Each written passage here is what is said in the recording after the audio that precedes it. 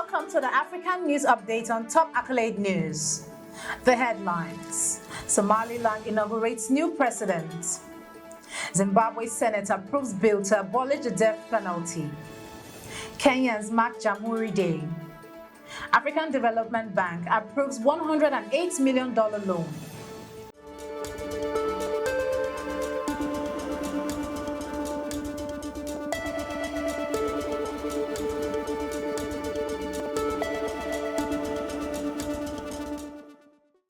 In politics, Somaliland inaugurates new president.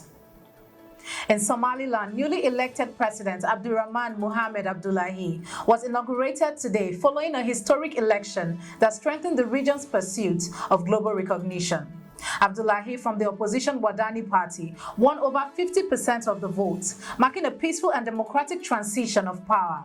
In his inaugural speech, Abdullahi emphasized his government's commitment to renewing international relations and advancing security in the Red Sea region. While Somaliland declared independence over 30 years ago, it remains unrecognizable by the international community, with Somalia asserting control over the region. As the sixth president of Somaliland, Abdullahi now faces the challenge of navigating regional tension, including a controversial agreement with Ethiopia and reassessing strategic deals to align with Somaliland's aspirations for greater recognition on the global stage. Still in politics, Zimbabwe Senate approves bill to abolish the death penalty. Zimbabwe Senate has approved a bill to abolish the death penalty, marking a significant step towards ending capital punishment in the country. The legislation, which has not been implemented in nearly 2 decades, awaits President Emerson Mnangagwa's signature to become law. The president, a vocal opponent of the death penalty, has previously commuted sentences and granted amnesties for death row inmates. Zimbabwe, which has not executed anyone since 2005 due to a shortage of executioners, currently houses more than 60 prisoners awaiting execution. Human rights groups, including Amnesty International, have called for a swift signing for the bill and commutation of existing death sentences, highlighting a global trend with more than 3/4 of countries having abolished capital punishment. Moving on in politics, Kenyans mark JAMHURI Day. Kenya marked 61 years of independence on JAMHURI Day, with President William Ruto leading the nation in celebration at Uhuru Garden in Nairobi. The theme of this year's event focused on jobs, labor, migration, entertainment, and entrepreneurship. However, amid the national celebration, a wave of discontent has emerged on social media with hashtags like Ruto must go and Ruto lies all the time, trending as critics express frustration over heavy taxation, corruption, and impunity. Some activists also used the day to highlight human rights abuses during recent protests, including alleged government violence against demonstrators. The growing calls for political reform reflect a wider disillusionment with Ruto's administration, especially following the controversial Finance Bill 2024, which sparked protests across the country. Shifting focus to economy, African Development Bank approved $108 million loan. The African Development Bank Group has approved $108 million loan to Zambia to support its economic governance reforms and strengthen key public sectors. The funding will support the fiscal sustainability and economic resilience support program aimed at boosting Zambia's economic diversification and fiscal sustainability. Key initiatives include enhancing domestic revenue generation through a smart invoice system, supporting agricultural mechanization, and promoting agro-industrial growth. The program also seeks to improve public spending transparency and reduce reliance on the mining sector. This loan further solidifies Zambia's commitment to sustainable growth and the African Development Bank's portfolio in the country, totaling $872 million across 24 active projects. You are watching the African News Update on Top Accolade News. Do stay with us. Still to come.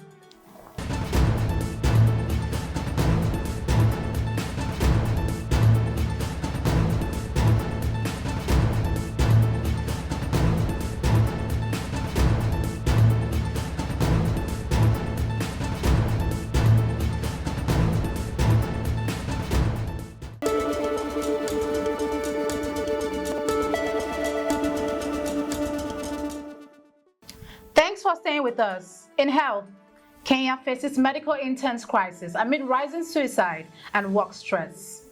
A wave of sorrow has swept through Kenya's Rift Valley as medical interns mourn the tragic loss of Francis Njuki, a 29-year-old trainee pharmacist who took his own life due to mounting work-related stress. Njuki, like many of his colleagues, have been grappling with mental health challenges exacerbated by delayed salaries and grueling working conditions. His death marked the 5th suicide among medics in Kenya in just 2 months, prompting calls for urgent reforms. Interns essential for public hospitals often work long hours with minimal pay, contributing to widespread burnout and emotional distress. Despite promises of support, the ongoing financial strain and lack of responsive insurance remain pressing issues, with many medics considering leaving the profession. Moving to crime. Legal case filed to the United Nations to seek justice for slain South African photojournalist.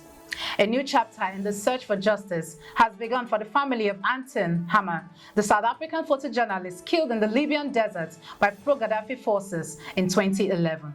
Over a decade after his death, his widow has filed a case with the United Nations Human Rights Committee seeking accountability and the return of his remains.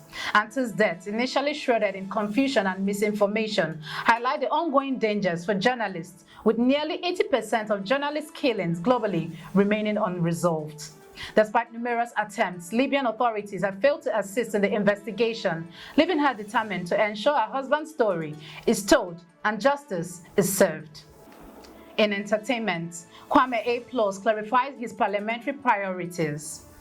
Ghanaian musician and newly elected member of parliament, KWAME A+, has clarified his stance on his role in parliament, stating that his primary responsibility is to his constituents, not the entertainment industry. A+ emphasized that while he respects the advocacy of industry figures like Shatta Wale, his focus will be on serving the people who voted him into office. He pointed that no creative industry group supported his campaign, and despite his ties to the entertainment community, his duty lies with the people who elected him. A+ also shared that he had prepared for his parliamentary journey by pursuing his higher education, earning a bachelor's, master's, and law degree, and is now ready to make positive impact for his constituency. Now in sports, Morocco to co-host 2030 FIFA World Cup. The 2030 FIFA World Cup will be the first to span 2 hemispheres, as Spain, Portugal, and Morocco have been confirmed as co-hosts, with the opening matches set to take place in South America. To mark the centenary of the inaugural World Cup, the first 3 games will be played in Uruguay, Argentina, and Paraguay, the countries that hosted the 1930 tournament. Morocco, Portugal, and Spain will host the remaining matches with 20 stadiums across the 3 nations, including iconic venues. This historic tournament will feature 48 teams and 104 matches running from June 8th to July 21st, 2030. That concludes our African news updates for today. Stay tuned for more African news and developments. Thanks for joining us. I am Okocha Ojo-Orumi. Connect and engage with us on all our social media handles. Do have a wonderful day.